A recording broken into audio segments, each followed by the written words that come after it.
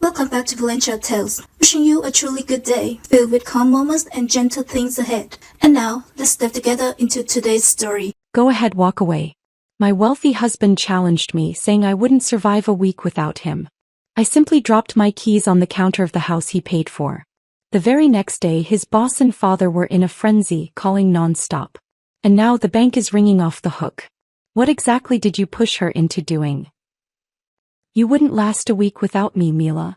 Ashton set down his crystal tumbler, the Macallan inside catching the light from our chandelier. Without my money, my connections, my protection, you'd be nobody again. Just another pretty face waiting tables or answering phones.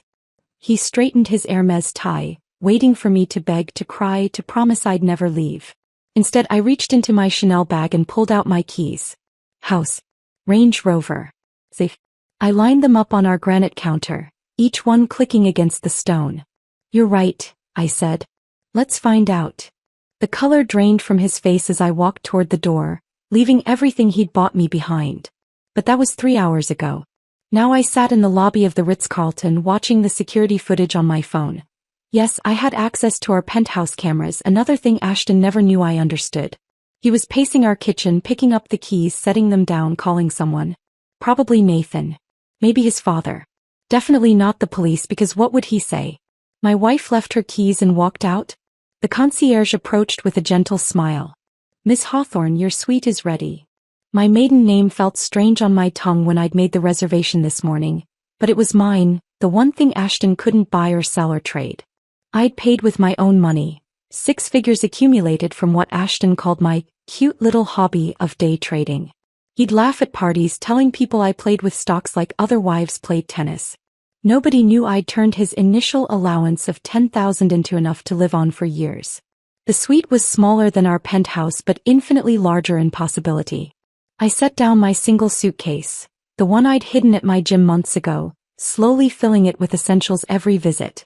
Ashton monitored our credit cards but never questioned gym trips. After all, trophy wives needed to maintain their value. My phone buzzed. 17 missed calls already.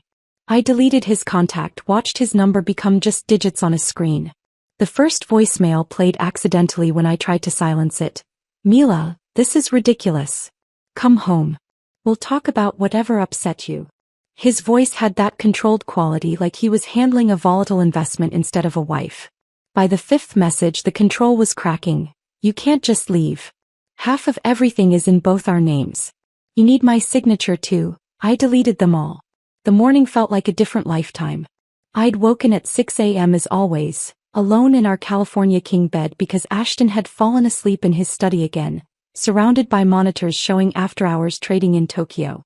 The coffee maker was already programmed. Despite what he told his friends, I'd learned to use every appliance in that kitchen. He claimed I couldn't operate a toaster at last month's dinner party. Everyone laughed. Even me, the good wife who knew her role. I'd stood at our floor-to-ceiling windows 23 floors up, watching the city wake. The silk robe he'd given me for Christmas itched against my skin. Designer label, wrong size, chosen by his assistant who thought all wives wore size 2. Today was our anniversary. For years. He hadn't mentioned it once this week, but I'd stopped expecting him to remember after year 2. The charity luncheon invitation sat on our marble counter. Another command performance where I'd smile while the wives compared vacation homes. Helen Brennan would ask about my little hobby, with that patronizing smile. Still playing with your phone stocks, dear? She'd say, not knowing I'd made more this quarter than her husband's dental practice. That's when I decided to organize Ashton's study, looking for our insurance documents.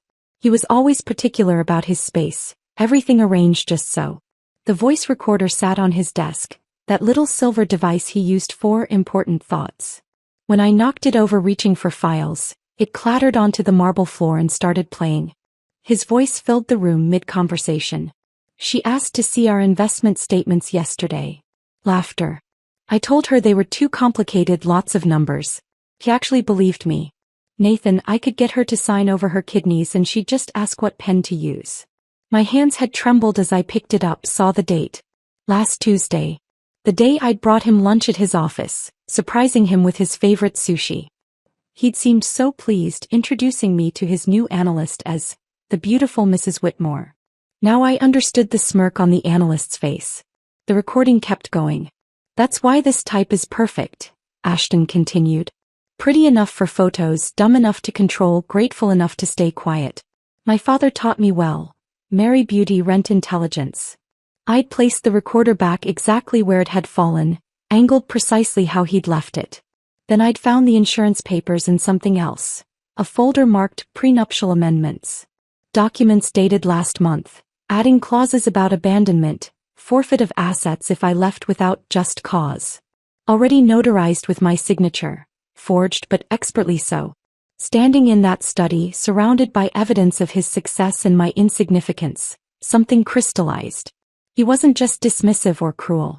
He was systematic. I was an investment and he was already planning my depreciation. The Ritz suite had a view of our building. I could see our penthouse from here, lights blazing as Ashton probably tore through his office, looking for signs of what I'd taken. He wouldn't find any. I'd only photographed documents, only copied files to clouds he didn't know existed. The real theft would come later, legally, through the 50% of everything he'd put in my name for tax benefits. My phone rang again. This time Richard Whitmore. Ashton's father, calling personally. I let it ring, remembering how he'd introduced me at his last party. Ashton's wife. Pretty thing, isn't she?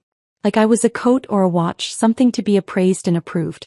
Margaret's text came through then, the secretary who'd served tea at every family gathering. Heard you left. Room 1247 when you're ready to talk. I have 40 years of information you need. I smiled, the first real smile in months. Ashton said I wouldn't last a week without him. But he'd never asked what I was doing all those hours he left me alone. Never wondered why his secretary knew my maiden name. Never imagined his trophy might have been taking notes. 7 days. That's all I needed to prove him wrong. After that, I'd take the rest of my life proving myself right. The keys I'd left weren't surrender. They were a declaration of war. And unlike Ashton, I'd already read all the terms and conditions. 3 weeks had passed since that night at the Ritz. I'd established a routine. Morning trades from my suite, afternoon walks through Central Park, evenings reviewing the documents Margaret had been feeding me in careful doses. Each file she shared revealed another layer of the Whitmore Empire's corruption. But today was different. Today was May 15th, our actual anniversary date, and despite everything I'd agreed to one dinner. Just to discuss the logistics, Ashton had said on the phone, his voice carefully neutral. We need to be civilized about this. The salon on Fifth Avenue was the same one I'd used throughout our marriage. Celeste, my hairdresser, worked her fingers through my hair with practiced precision. Special occasion? She asked, not recognizing the bitter irony in her question. Anniversary dinner, I said, watching my reflection transform into what Ashton preferred. Sleek, controlled, expensive looking. 4 years, right? How wonderful. Where's he taking you? Lou Bernardine. His favorite, where the waiters knew his wine preferences and the chef sent complimentary courses to his regular table. I'd made the reservation myself, knowing he'd forget otherwise. The confirmation email sat in my phone, right next to the 17 legal documents my lawyer had prepared for tonight's real purpose. The dress had cost $8,000, more than most people's monthly salaries, charged to the credit card he hadn't frozen yet. Dark blue, his favorite color on me, though he hadn't commented on my appearance in 6 months. I studied myself in the boutique mirror. Every inch the perfect wife he'd curated, except for the flash drive hidden in my clutch containing 40 gigabytes of evidence. My phone buzzed as I was leaving the salon. Slight change, Ashton's text read. Nathan and Diana joining us. Need to discuss Singapore deal. Same time. Of course. Our anniversary had become a business meeting. I sat in the back of the cab watching Manhattan blur past and typed back, perfect. He wouldn't catch the edge in that single word, wouldn't notice it was the first time I hadn't added a heart emoji or love you to my response. 20 minutes later, another text. Actually, father insists we come to the estate. He's having something catered. 8 p.m. The driver had already turned toward Midtown. Change of plans, I told him, giving Richard's address in Westchester. The irony wasn't lost on me. I was wearing a dress worth a small fortune to eat dinner at the house of a man who'd never bothered to learn my last name before it became Whitmore. Richard's estate sprawled across 12 acres of manicured perfection. The circular drive was full of cars I recognized. Nathan's Bentley, 2 other hedge fund partners' vehicles, even Graham Chen's new Tesla. This wasn't a change of plans. This was an ambush disguised as dinner. Patricia answered the door, Richard's third wife, younger than me at 28. Her smile held the kind of exhausted recognition I'd seen in mirrors lately. "Mila, you look stunning," she said, though her eyes said something else entirely. "Why did you come?" The foyer opened into the main sitting room where Ashton held court, tumbler in hand, his third by the color in his cheeks. He glanced at me, taking in the dress, the hair, the effort, and turned back to his conversation without acknowledgement. Nathan waved. Diana sat apart, nursing a martini with the dedication of someone who'd rather be anywhere else. "The lovely Mila," Richard boomed, appearing from his study. He kissed my cheek, reeking of cigars and bourbon. "Though I hear you're being not so lovely lately. This separation nonsense. Bad for business, you understand." Margaret appeared with a tray of champagne. Her eyes met mine for a fraction of a second, enough for me to see she knew exactly what this was. As she handed me a glass, her fingers brushed mine. "Some anniversaries," she whispered, barely audible, "are about endings, not beginnings." The dining room had been set for 12. I recognized most faces. Business partners, their wives, even Ashton's lawyer, though that realization came later. They'd orchestrated this entire evening to pressure me back into line. I sat in my designated seat between Nathan and Graham's wife, facing a portrait of Richard's father, the original Whitmore who'd built this empire on insider trading and strategic marriages. Dinner arrived in courses. Somewhere between the soup and fish, Ashton started his performance. "Funny story about how Mila and I met," he announced, though no one had asked. The room turned toward him with practiced attention. "She was at the Milken conference, completely lost. Wandered into a derivatives panel thinking it was about art derivatives." He paused for laughter that came too readily. "She asked if hedge funds were about landscaping investments. Literally thought we were discussing garden hedges." The story was fiction. I'd been at that conference presenting my graduate thesis on market manipulation in emerging economies. But that truth didn't fit his narrative of rescuing a beautiful fool. "Thank God for lost puppies," Nathan added, raising his glass. "They make the best pets." Diana's hand found mine under the table, a gesture meant to comfort. But her pity felt worse than the insults. I squeezed back once, then excused myself. "Powder room," I murmured, though everyone knew women didn't powder anything anymore. Richard's study door stood partially open.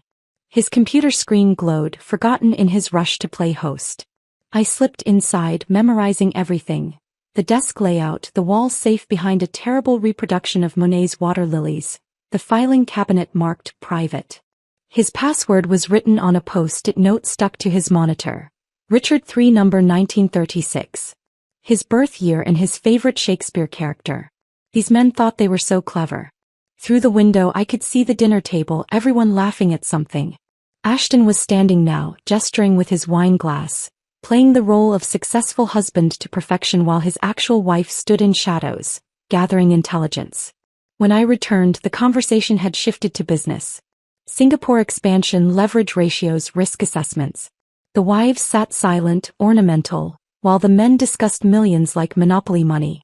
Then Nathan, drunk enough to be cruel, made his pronouncement. "You know what Ashton is? He's an empire builder. And Mila here, she's the trophy case. Beautiful, elegant, but ultimately just for display." The laughter that followed had an edge, like they all knew the joke cut deeper than intended. Ashton raised his glass. "Best investment I ever made. Great tax benefits, minimal maintenance, and she appreciates in value at all the right social events." Margaret was clearing plates, her movements deliberately slow. Our eyes met across the room, and in her gaze, I saw 40 years of accumulated rage, 40 years of watching women like me be diminished, discarded, replaced. Her slight nod told me everything. She'd heard it all, recorded it all, was ready when I was.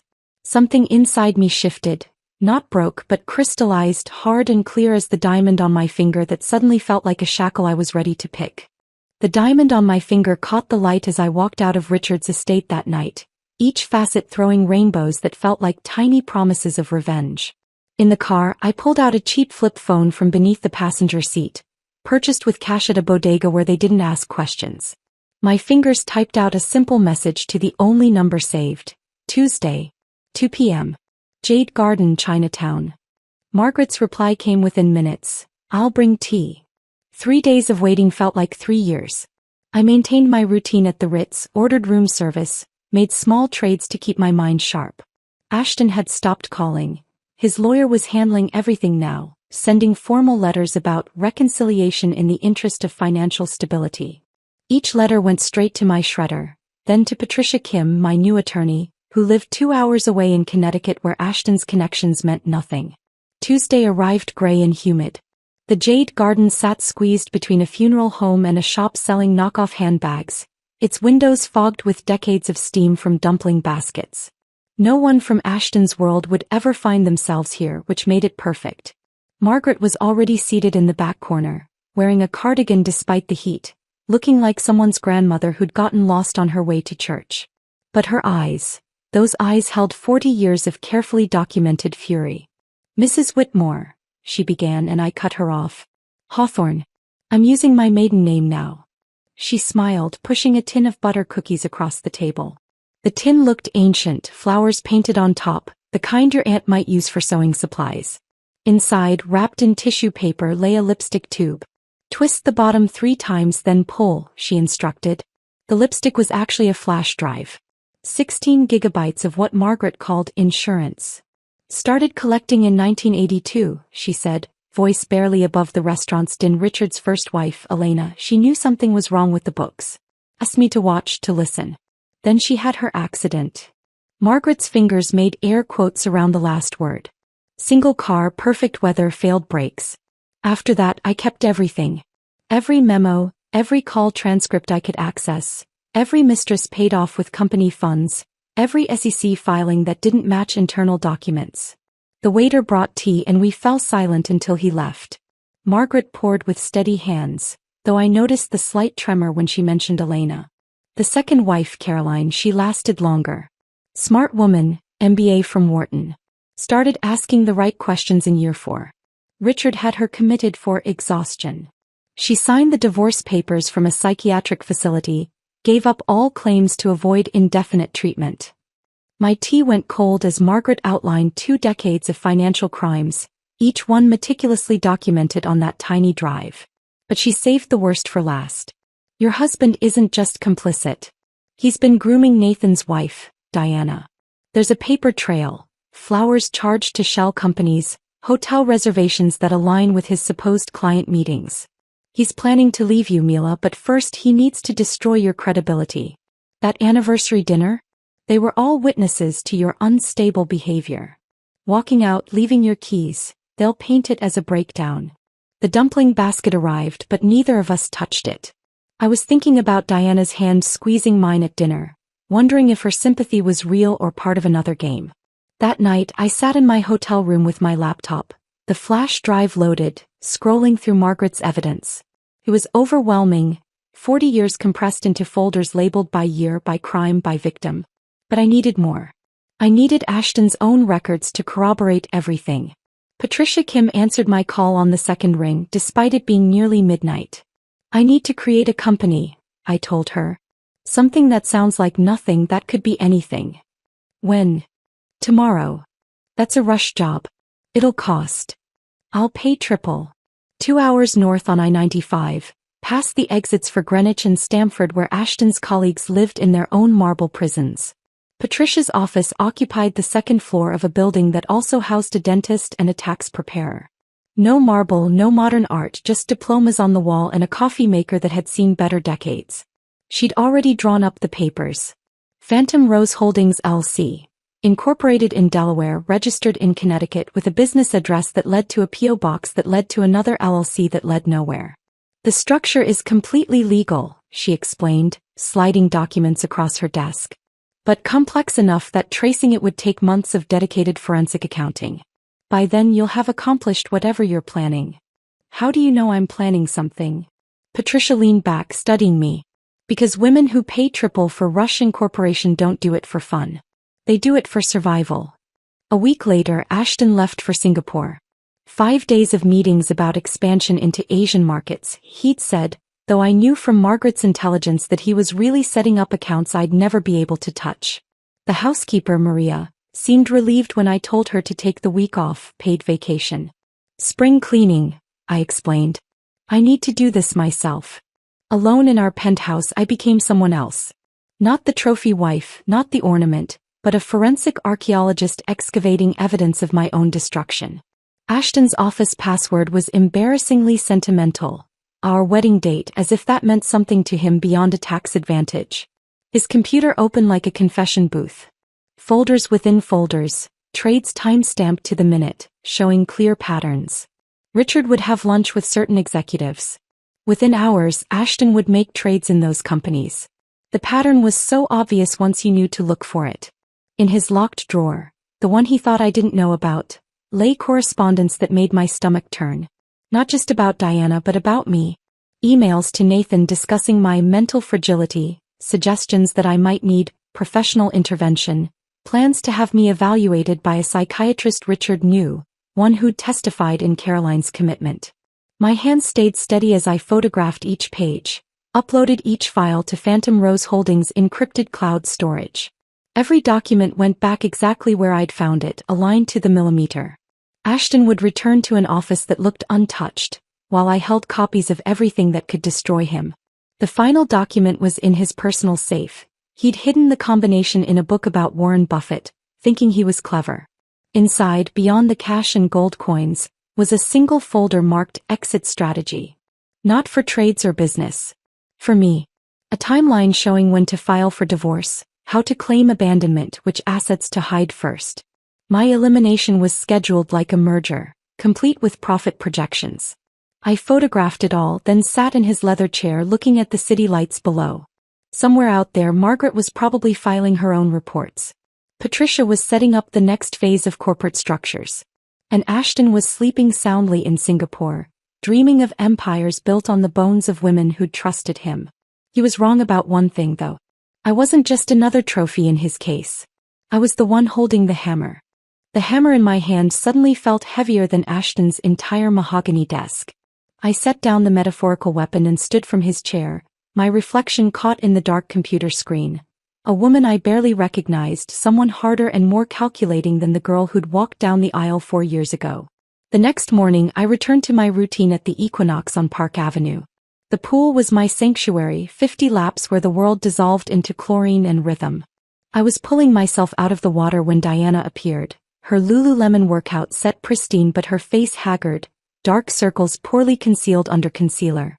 "Nathan knows," she said without preamble, glancing around the empty pool deck. "About Ashton's messages to me.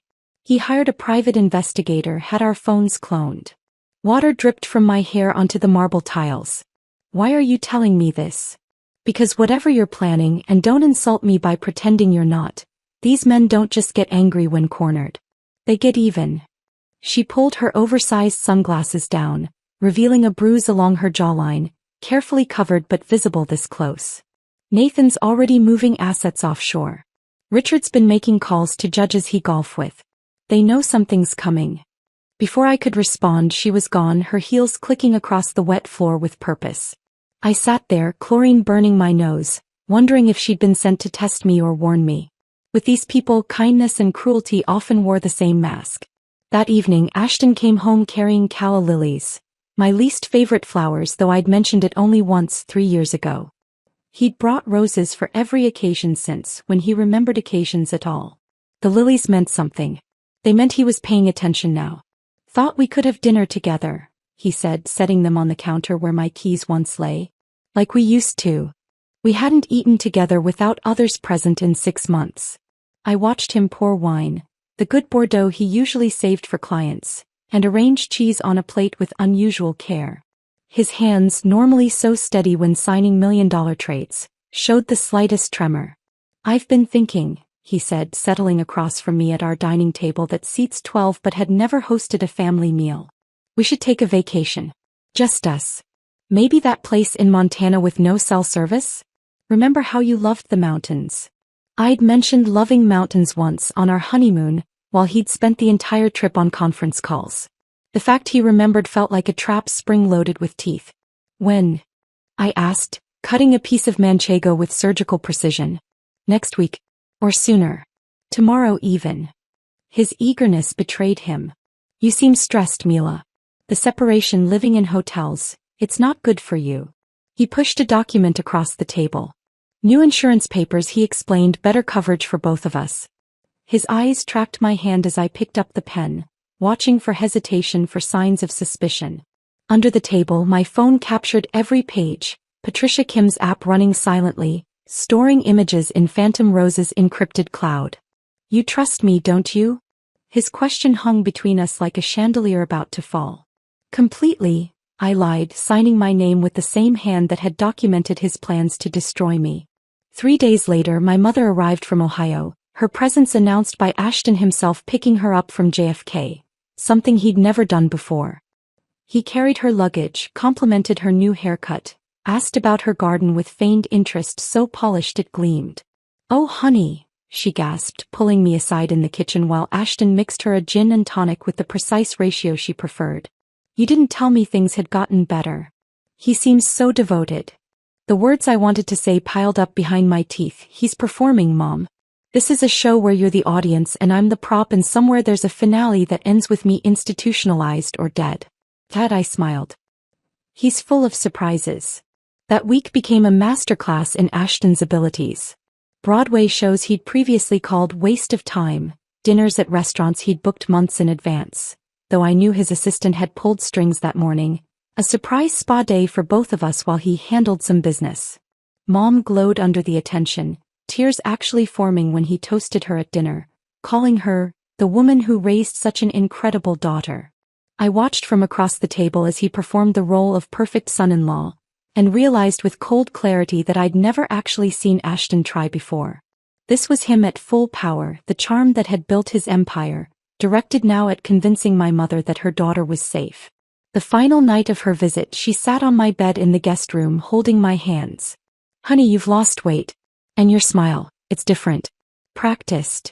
Her fingers found my cheekbones, sharper now from months of barely eating. Are you happy? Behind her, through the doorway, I could see Ashton's shadow in the hallway, listening. I'm exactly where I planned to be, I said, loud enough for him to hear, ambiguous enough to be true. After Mom left, Margaret texted about meeting somewhere new. The New York Public Library's reading room, where she volunteered teaching literacy to immigrants. The irony wasn't lost on me. She was teaching people to read while surrounded by the city's most powerful illiterates, men who never read The Human Cost of Their Contracts. She spread newspaper clippings across the worn wooden table like tarot cards revealing my future.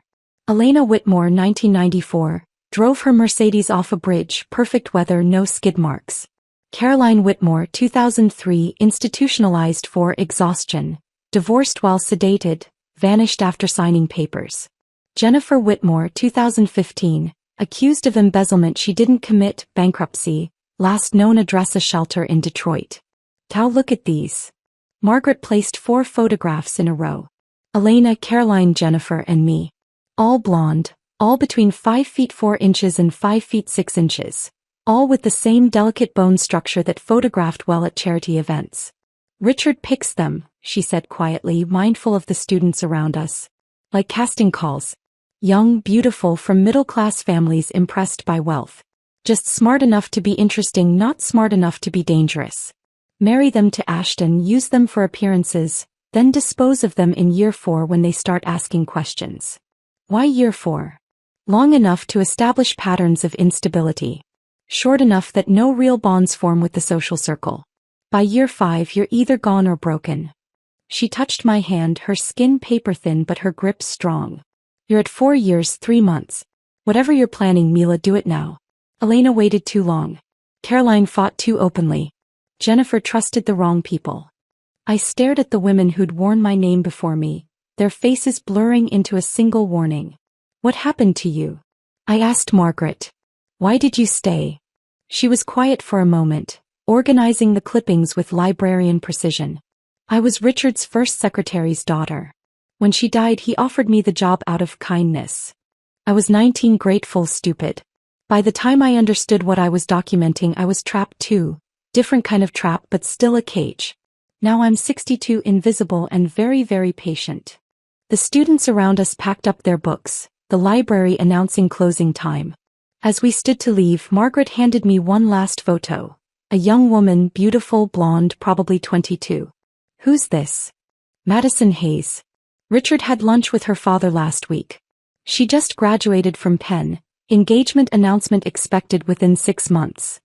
Margaret's eyes held 4 decades of rage compressed into laser focus. She's the next you unless we stop them now. Madison Hayes's photo burned in my pocket as I left the library. 22 years old, whole life ahead of her, about to walk into the same trap that had caught 4 women before her. I tucked the picture into my wallet behind my old student ID, the one from before I became Mrs. Whitmore when I still had my own name and my own dreams. The next morning I initiated the first withdrawal. $8,000 from our joint checking. Enough to look like furniture shopping, not enough to trigger Ashton's attention. The bank teller didn't even blink. Mrs. Whitmore buying expensive things was as routine as morning coffee. I converted it to cash at 3 different banks, then deposited it into Phantom Rose Holdings account in Connecticut. Patricia Kim had shown me how to create a paper trail that looked like interior design consulting fees. The IRS loves documentation, she'd said. Even if it's fiction, as long as it's properly filed fiction. That evening, Ashton came home at 9 instead of his usual 7. His tie was loosened, jacket off, scotch already on his breath from whatever bar he'd stopped at between the office and home. I was in the kitchen making myself tea when he stumbled slightly at the doorway. Lost the Morrison account today, he announced, pouring himself 3 fingers of Macallan, though it looked closer to 4. 40 million in assets gone. They said there were concerns about compliance. Can you believe that? Compliance concerns at my firm. I kept my face neutral, though I knew Margaret had sent anonymous tips to Morrison's compliance officer 2 weeks ago. That's unfortunate, I said, watching him drain half the glass in one swallow. Nathan thinks someone's talking to our clients. He poured again, his hand less steady. Says there are rumors about an SEC investigation. Ridiculous. The next day I moved 12,000. The day after 15. Spa treatments, I told the one teller who asked. My husband wanted me to pamper myself. She smiled knowingly, probably thinking of her own husband who never noticed such expenses. Ashton's drinking escalated in perfect proportion to his losses. Every night brought a new crisis. Another client pulling funds, another partner asking questions, another rumor about federal involvement. He'd stand in his study, calls on speaker while he paced and drank, signing whatever I brought him without reading. Power of attorney adjustments, insurance modifications, trust amendments. His signature got sloppier with each passing day. Patricia called Thursday morning from a number I didn't recognize. Can you meet today? Urgent. I found her at a rest stop on I-95, sitting in her sensible Honda, looking like any other suburban lawyer except for the tension in her shoulders. The FBI contacted me, she said without preamble. They know I represent you. They want to talk. My chest tightened. How did they? Richard Whitmore has been under investigation for 18 months. A former employee named Dennis Chin filed a whistleblower complaint. They've been building a case, but they need someone with inside access to corroborate. She handed me a business card. Agent Sarah Coleman. She specifically asked for you. Did you tell them anything? Attorney-client privilege. But Mila, if you're going to move, it has to be now. Once the FBI goes public with their investigation, all assets will be frozen. Everything you haven't moved will be locked in litigation for years. That night I watched Ashton pour his 6th drink before dinner. His phone rang constantly. Nathan, Richard, lawyers, crisis managers. Each call made him drink more, sign more, suspect everyone except the wife quietly refilling his glass. Maybe you should eat something, I suggested, playing concerned spouse while calculating how much longer his liver could take this pace. Not hungry, he muttered, then looked at me with bloodshot eyes. You've been different lately. Calmer. Therapy, I lied smoothly. Learning to accept what I can't change. Saturday arrived with the monthly ladies' auxiliary meeting at Riverside Country Club. I'd been dreading it, knowing Helen Brennan would be there with her coterie of wives who'd made sport of diminishing me for 4 years. But Patricia's news had lit something inside me, a timer counting down to when I could stop pretending. Helen started before I'd even sat down. Mila, darling, still playing with your little investment apps? So cute when wives have hobbies. Like children with toy kitchens. The room tittered with practiced laughter. Margaret stood in the corner, pouring tea invisible as wallpaper. Our eyes met for a fraction of a second. Actually, Helen, I said, my voice carrying across the room, my portfolio is up 340% this year. How's yours doing? Silence fell like a guillotine. Helen's face went from patronizing to shocked, her mouth opening and closing like a fish pulled from water. I'm sorry, what? She managed. 340%. Would you like to see the statements? I particularly enjoyed shorting your husband's pharmaceutical company last month. Made a killing when their patent got rejected. You did know about the patent rejection, right? Helen's face went white. She hadn't known. Around the room, other wives leaned forward, suddenly seeing me as something other than Ashton's pretty accessory. Though I suppose, I continued, stirring sugar into my tea with deliberate calm, some of us prefer real kitchens to toy ones. And some of us prefer real portfolios to playing pretend. Margaret actually smiled. Not much, just a slight upturn of her lips as she refilled my cup. The meeting continued in strange silence, the usual gossip replaced by careful glances in my direction. By evening, Ashton would hear about this. By morning, Richard would know his daughter-in-law had claws. But I didn't care anymore. The timer was running down and I was tired of being underestimated. The explosion came Wednesday. I was in my hotel room when my phone lit up with notifications. Diana had filed for divorce from Nathan and she'd brought receipts. Not just infidelity, 3 mistresses over 2 years, but financial fraud, hidden accounts, and a particularly damning email trail where Nathan discussed removing Diana from the equation with his lawyer. Ashton called me 17 times in an hour. I answered on the 18th. What did you tell her? He demanded without preamble. Tell who? Diana. Nathan thinks I leaked information to her. He says you two were friendly at dinners that you must have. I told her nothing, I said truthfully. Diana had found her own evidence, fought her own war. We were parallel soldiers who'd never compared notes. Through the phone I could hear something crash in his office. He's pulling out of the fund.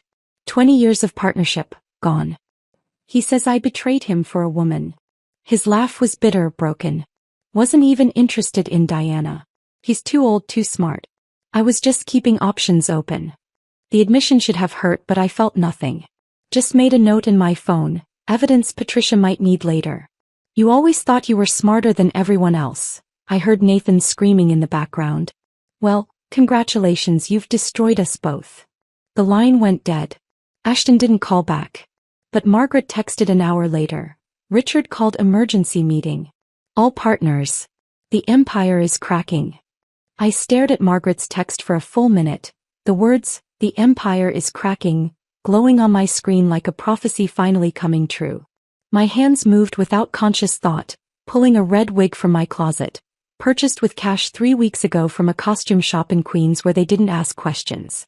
The dress was polyester, off the rack from Target, something Mila Whitmore would never wear. Dark sunglasses completed the transformation into nobody, anyone, someone who didn't exist in the Whitmore's world. Nathan's office building on Madison Avenue had the kind of security that looked impressive but was mostly theater. I'd been there dozens of times as Ashton's wife, knew the guards rotated lunch breaks at 12:30, knew Nathan's assistant Sarah always took 45 minutes to grab sushi from the place 3 blocks over. The elevator ride to the 42nd floor felt endless. In my purse, a manila envelope held printed screenshots of every message Ashton had sent about Nathan. The mockery, the contempt, the detailed plans to steal his clients once the partnership dissolved. But the real poison was at the bottom. Ashton's financial projections for acquiring Diana after her divorce, complete with calculations about her inherited wealth and how to access it through marriage. Nathan's office door was solid mahogany with his name in gold letters. I slipped the envelope underneath, heard it whisper across his Persian rug, then walked back to the elevator without rushing. The security camera would show a woman who could be anyone, walking with purpose but not urgency. 3 hours later, Margaret forwarded me an email from Ashton's assistant. Partnership dissolution letter received from Nathan Chin. Effective immediately. Legal team requesting emergency meeting. The Warwick Hotel on 54th Street still accepted cash if you had enough of it. I registered under Mila Hawthorne, my maiden name feeling like armor I'd finally remembered how to wear. The room was small but clean, with a desk where I set up my laptop and the burner phone Patricia had given me. The SEC whistleblower hotline answered after 12 rings. First, an automated system, press 1 for this, 2 for that, like reporting financial crimes was as simple as ordering pizza. Finally, a human voice. Securities and Exchange Commission Enforcement Division. I need to report systematic insider trading at Whitmore Capital Management, I said, my voice steady as marble. I have 5 years of documented evidence, including time-stamped trades that correspond with material non-public information. The agent, she said her name was Jennifer Liu, stayed quiet while I laid out everything. Richard's lunches with executives followed by Ashton's perfectly timed trades. The shell companies, the offshore accounts, the pattern so clear a child could follow it. She asked technical questions that revealed she understood exactly what I was describing. Why are you coming forward now, Mrs. Whitmore? I looked out the window at Manhattan's skyline, all those towers built by men like Richard and Ashton. Because I finally understand that staying silent makes me complicit. And because they're planning to do to another woman what they did to me. After the call, I took Margaret's 40 years of evidence, copied onto 3 separate drives, and placed one in a safety deposit box at Chase, one at Bank of America, and one in Patricia's office safe. The instructions were simple.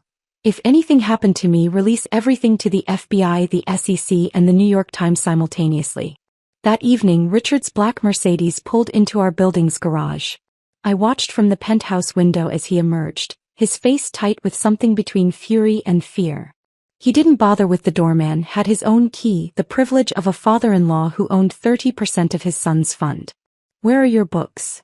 Richard's voice carried through the penthouse before he'd even reached Ashton's study. Dad, what's the books, Ashton? Now. I made myself small in the kitchen, preparing coffee with deliberate normalcy while their voices rose and fell through the walls. My phone, recording everything, rested against a vase on the hallway table, picking up every word. Nathan's out, Ashton was saying. But we can manage without. Nathan's out, Morrison's out, Chen pulled everything this morning. The FBI was at Chen's office, Ashton. Asking questions about our trading patterns. That's impossible. Everything we do was bulletproof. Until someone started talking. Richard's voice dropped dangerously. You promised me the wives were handled. Said Mila was too stupid to understand what she was signing. She is, Ashton insisted. She doesn't even know how to read a financial statement. I entered with the coffee tray, my face perfectly blank. The devoted wife serving drinks while her world discussed her like furniture. They both looked at me, Richard with cold assessment, Ashton with dismissive certainty. Cream. I asked Richard. He ignored me, turning back to his son. Find the leak. Fix it. Or we're all finished. They worked until 2 a.m., spreading papers across Ashton's study like tarot cards that might reveal their future. I heard Ashton's printer running constantly, documents being shredded, calls to lawyers who charged $2,000 an hour to answer phones at midnight. By 3 a.m. Ashton had passed out in his chair, surrounded by evidence of his crumbling empire. His head rested on a stack of contracts, drool pooling on papers worth millions. The mighty financial genius, reduced to an exhausted man who'd built his throne on the bones of women he'd underestimated. I moved through our penthouse one last time, not with nostalgia but with the clinical efficiency of someone already gone. My clothes stayed in the closet. Let him explain to people why his wife left everything behind. The jewelry remained in its boxes, blood diamonds and gilt gold that had never truly been mine. In my purse. My laptop, my real identification and the banking information for Phantom Rose Holdings, which now held exactly 50% of our liquid assets, legally withdrawn over the past weeks. The keys went on the granite counter where this had all started. House key, car key, safe key, lined up with military precision. Next to them, a single note on my personal stationery, the expensive kind he'd bought to make me look the part. Check your accounts. The doorman didn't question why Mrs. Whitmore was leaving at 3 a.m. with only her purse. In their world, the rich did whatever they wanted whenever they wanted. He'd probably seen stranger things. The October air hit my face as I stepped onto the street, cold and sharp and absolutely perfect. Behind me, 23 floors up, Ashton slept in his chair, unaware that his wife had just fired the first shot in a war he didn't know had already begun. In 6 hours he'd wake to find his accounts halved, his partners gone, and the FBI closing in. The Uber driver asked where to, and for the first time in 4 years I gave an address that was entirely my own. The Uber dropped me at the Warwick Hotel just as the sun began painting Manhattan's glass towers gold. I paid cash, walked through the lobby without looking back, and took the elevator to my room on the 12th floor. From my window I had a perfect view of our building. Ashton's building now, I supposed. At 6:47 a.m. I ordered room service. Eggs Benedict, fresh fruit, coffee strong enough to wake the dead. The normalcy of it felt surreal. At 6:52 I opened my laptop and watched our joint accounts online, knowing the banks would notify Ashton the moment they opened at 7 o'clock. At 7 o'clock exactly I refreshed the page. The accounts showed the automatic divisions Patricia had filed weeks ago, triggered by my official change of residence. $17 million, redistributed according to New York State matrimonial law. Half of everything, just as the prenup he'd insisted on had specified. The same prenup he thought protected him but actually guaranteed my rights to marital assets. My phone, placed face up on the white tablecloth, lit up at 7:03. Ashton's photo appeared. The one from our wedding where he looked invincible. I let it ring through to voicemail. By 7:15 he'd called 9 times. I turned on the voice recorder, playing each message aloud to the empty room. First message: Mila, what's happening? The bank just called. There's some kind of error with our accounts. Fourth message: this isn't funny. Call me back. We need to fix this before the markets open. 11th message: what did you do? What did you do? 19th message: please. Whatever you think you're accomplishing, we can work this out. You don't understand the position you're putting me in. 28th message: the margin calls are hitting. I can't cover them without those funds. You're destroying everything we built. 35th message: Mila, please. They're freezing everything. The FBI is here. God, please answer. By noon, his voice had devolved from commanding to begging. The 47th call came through as I was finishing my second cup of coffee. This time I recognized the number. His lawyer, not him. Mrs. Whitmore, this is James Kellerman. Your husband has retained me to discuss the irregular movement of marital assets. We need to. I hung up and blocked the number. Then I called Patricia. They're panicking, she said, and I could hear the smile in her voice. Everything we did was completely legal. Those assets were jointly owned, you had full withdrawal rights, and we followed the letter of the law. He can contest it, but it'll take months, and by then he'll have bigger problems. That evening I was eating dinner in my room. A perfect piece of salmon I could actually taste now that my appetite had returned, when my phone buzzed with a news alert.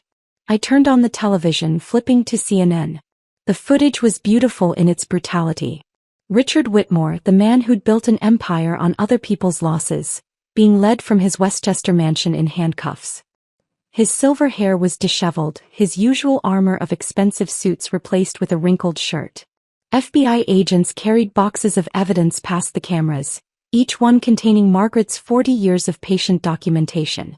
Federal authorities arrested hedge fund mogul Richard Whitmore this morning, the reporter announced, following a years-long investigation into insider trading, tax evasion, and wire fraud. Sources indicate multiple whistleblowers provided crucial evidence, including detailed records spanning 4 decades. My phone lit up with a text from Margaret, just a champagne bottle emoji.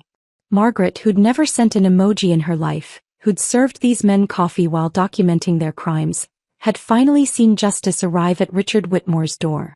3 weeks passed in strange peace.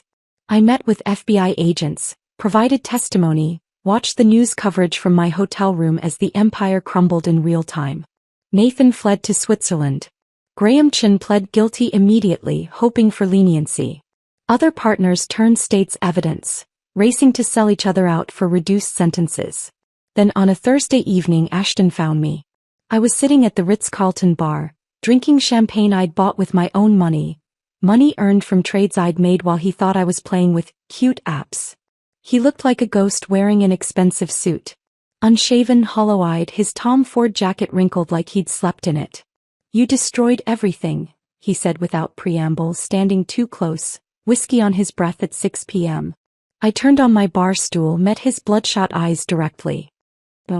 I revealed everything. There's a difference. We had a life. You had a life. I had a role in your performance. I took a sip of champagne, letting the bubbles settle before continuing. You said I wouldn't survive a week without you. It's been 21 days and you're the one who looks like he's drowning. He reached for my wrist, his fingers closing on air as I pulled away. You don't understand what you've done. My father's facing 20 years. The fund is gone. Everything is. Everything is exactly what you built it to be. A house of cards. I just stopped holding my breath. His face contorted, anger replacing desperation. He raised his voice, drawing stares from other patrons. You stupid. Sir. The bartender, a woman about Margaret's age, stepped forward. I'm going to have to ask you to leave. Do you know who I am? Ashton demanded. Someone who's disturbing our guests, she replied calmly. Security arrived within minutes. 2 men who guided Ashton out with professional efficiency while he shouted about lawyers and lawsuits. The bartender returned to her station, polished a glass and set another champagne flute in front of me. On the house, she said. That was long overdue. 2 days later, Diana and I were called to testify on the same day, though we'd never coordinated.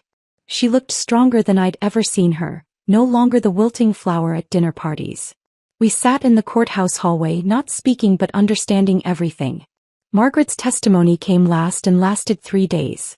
She brought receipts for everything. Every bribe, every threat, every woman they'd destroyed. She spoke about Elena's accident, Caroline's institutionalization, Jennifer's manufactured bankruptcy.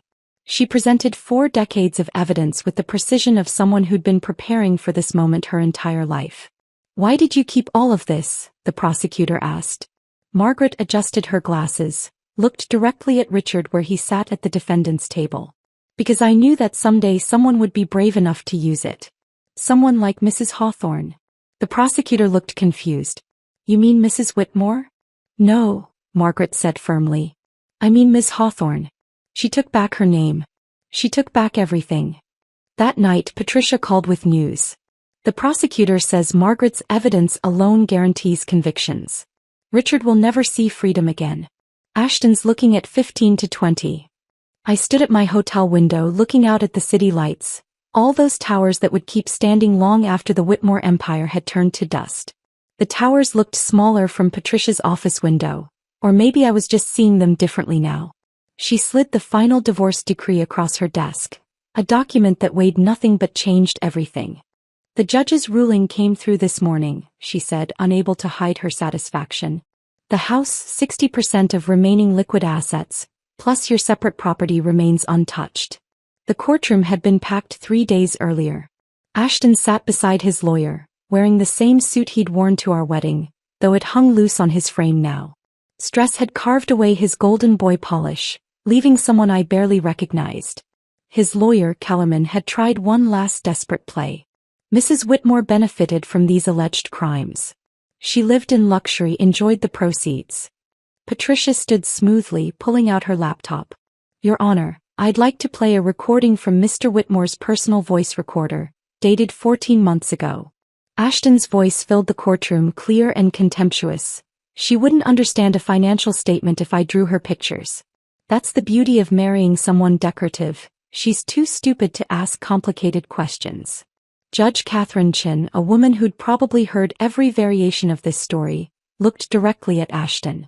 Mr. Whitmore, it appears you were quite wrong about your wife's intelligence. Perhaps if you'd been less convinced of her stupidity, you might have been more careful with your crimes. Now holding the decree I signed my name, Mila Hawthorne, on every line Patricia indicated. Each signature felt like reclaiming a piece of myself I'd forgotten existed. The whistleblower reward should clear next week, Patricia added. Between yours and Margaret's, you'll have more than enough for your plans. Margaret was waiting in the lobby wearing a new suit, the first time I'd seen her in anything but servant's clothes. We walked 2 blocks to the building where Ashton's fund used to operate.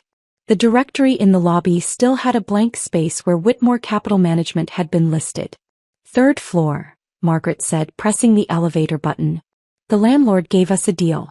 Apparently having a foundation for abuse survivors is better PR than having empty offices. The space was modest, 4 rooms that had once been a dental practice. But the windows faced east, catching morning light, and there was something poetic about building our future above Ashton's ruins. Phoenix Foundation, Margaret read from the temporary sign we'd hung that morning. Rising from ashes. Our first client arrived that afternoon. Jennifer Chin, wife of a pharmaceutical executive who'd been doctoring clinical trial data. She clutched a folder of documents like a life preserver. "My husband says I'm paranoid," she whispered, looking between Margaret and me. "Says I wouldn't understand the science anyway." Margaret leaned forward, her 40 years of experience compressed into absolute certainty. "Every document tells a story, Mrs. Chin. We're going to help you write a new ending." 2 weeks before Thanksgiving, my mother called. "I'm coming to visit," she announced, not asking. "I need to see my daughter." I'd moved into a 2-bedroom apartment in Brooklyn, smaller than the penthouse by far, but full of windows and light. The kitchen was cramped but functional, and I'd been teaching myself to actually cook, not just heat things up. Mom arrived with 1 suitcase and 1,000 questions she was too polite to ask. I met her at JFK myself, driving my own used Honda. Reliable, practical, invisible in traffic. "You look different," she said, studying my face as we sat in airport traffic. "Younger somehow. Lighter." That week we didn't talk about Ashton or the trial or the money sitting in accounts I could access but rarely touched. We talked about the foundation, about Margaret's dry humor, about the women who came to us carrying secrets like stones. I cooked Thanksgiving dinner. Turkey that was slightly dry, stuffing that was perfect, cranberry sauce from a can because some traditions deserve to survive. Mom watched me move around my kitchen, comfortable in my space in a way I'd never been in the penthouse. "You're happy," she said, not a question but a revelation. "I'm free," I corrected, then reconsidered. Which might be the same thing. She stayed an extra week, sleeping in the guest room I'd painted sage green, reading books while I worked on foundation cases. On her last night, she hugged me the way she used to when I was small, before I learned to perform happiness instead of feel it. "I'm proud of you," she whispered. "Not for surviving him but for becoming yourself." 6 months had passed since I'd walked out of the penthouse. Spring was arriving in Brooklyn, and I stood in the doorway of the house. My house now, though I'd only returned to sign the final papers. The rooms echoed with absence, Ashton's things long since removed by movers his mother hired. My phone rang. Margaret, her voice energized in a way that 40 years of silence never allowed. "We have a new client," she said. "Senator Williams's wife. She's been documenting campaign finance violations for 2 years." I looked at the keys in my hand, the ones I'd taken back, the ones I'd left, the ones I'd earned. They were heavier now, weighted with purpose instead of revenge.